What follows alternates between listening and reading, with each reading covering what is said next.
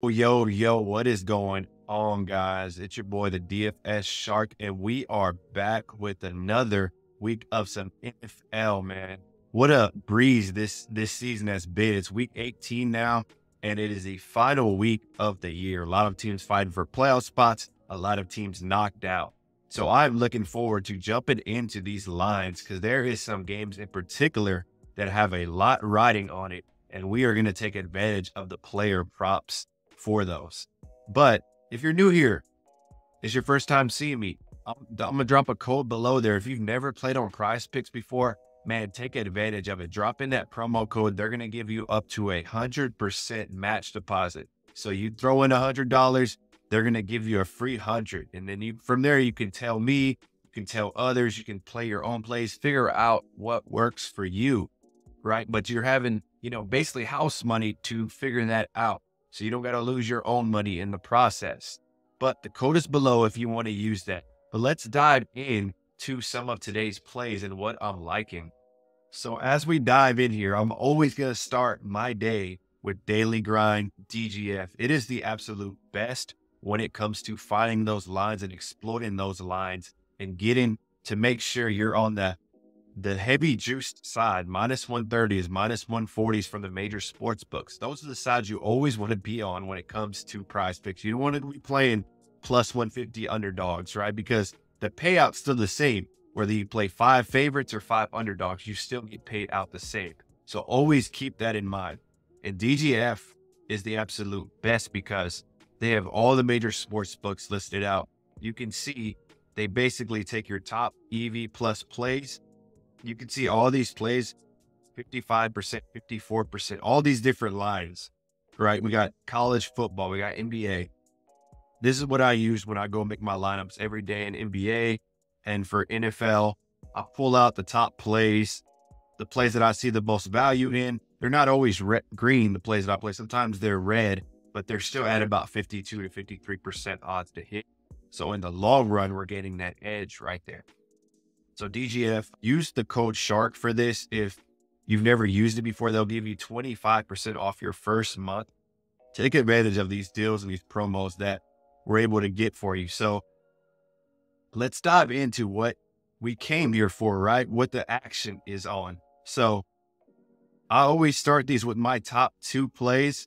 And for my number 2 play, it is going to be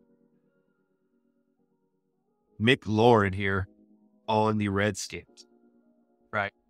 And the play is going to be 4.5 receptions. We're going to go less. We are going to go less. So first, let's go to the game, right?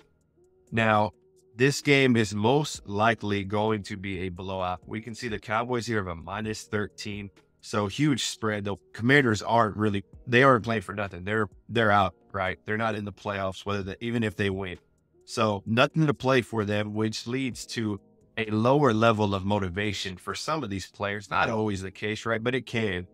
And the Cowboys, they're pretty much they're in the playoffs, right? I'm not exactly sure on if they win this, if they what seeding they get and everything, but they're in the playoffs. So we'll jump into why I like this play.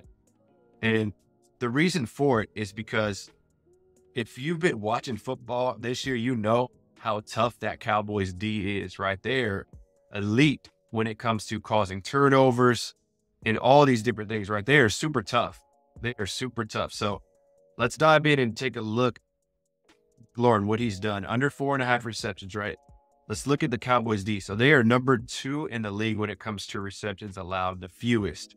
First receivers, they are number 6 at letting up 11 receptions. So they are top 10, top 5 in pretty much every category in defense this year. And the reason I'm liking this play so much is first because just how strong of a defense they are, but also the Redskins have been back and forth on Sam Howell, right?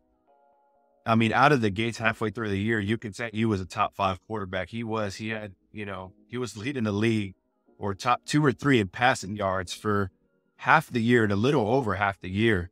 So, and you can see that right here, right? If you look at that, you can see McLaurin's receptions were just high, 8 right here. And then you can see as of recent, Sam Howell has really been struggling, been turning the ball over a lot. They have not been playing great football to the point to where they had to bring in Brissett and pretty much bench Sam Howell. So he is in line to start this week. But look at his most recent games here. This is when that struggling started for Sam Howell, pretty much somewhere along these lines here. And you can see as that started, it caused McLaurin to drop a bunch in receptions as well. So I'm liking this play. If we go down here and we look more of the target share, right? So he does have the most target share on the team. Obviously, he's the #1 receiver, right? But this matchup is depending on that Cowboys D. They are tough and they're going to get after Howe, or if they bring in Brissett, they're going to get after. They're going to make it hard to complete passes. And 5 receptions on that team is not something you can do pretty easy, you know? You got to be locked in to get that, and you got to move the ball consistently, which I do not see happening here. So this is going to be my second top play of the day. Terry McLaurin under 4.5 receptions. So if you're seeing this early, hopefully the line's still there. Feel good about locking that one in. And for my top play of the day, I'm loving this play. We are going Jonnu Smith receptions. We are going less than here as well. And let me break down why we're going less than here. So we jump in here, pull up his game, under 2.5 receptions, Jonnu Smith. So beginning of the year, right? He came out hot. He was crushing it as basically the #1 tight end on the team, even though they have Kyle Pitts. But you can see here as the season's gone on, Kyle Pitts has become more of that guy, which he should have been from the beginning, but he has been more of that guy. And so you can see it shows here in his numbers. It shows here. And they're not playing a soft defense. They're playing New Orleans, who is playing for a playoff spot. They are 8-8, and the Falcons are 7-9, I believe. So I'm not sure if the Falcons win if they get in, but for the Saints, it is a must-win game. So they're going to be motivation, and the levels to get in the playoffs is going to be super high. They are going to bring it this game. If you look at the Saints stats, right, receptions allowed, they're top 5. And if you look at versus tight end, they're top 10. So a solid play here. And Jonnu Smith if you even look at the target share on the team, right, he's number 4 in target share. And a lot of this was from the beginning of the year, right? You still got Drake London you're competing with catches with. You got Kyle Pitts and you got Bijan, who it's taken him over the season for them to finally start using him correctly, right? Using him out of the backfield, getting him catches, getting him targets. And I'm liking that play a lot. I just threw up Kyle Pitts here so you can kind of see how his season's been going, right? And so you can see he started slow. This is when Jonnu Smith was doing well. And then over time, they have made it an effort to get him more looks. So you can just take a look here and see Jonnu Smith, man, this is going to be a well-played game. I think the Saints are -3, but I think they are going to win this game just because there's a lot more riding on it for them than the Falcons.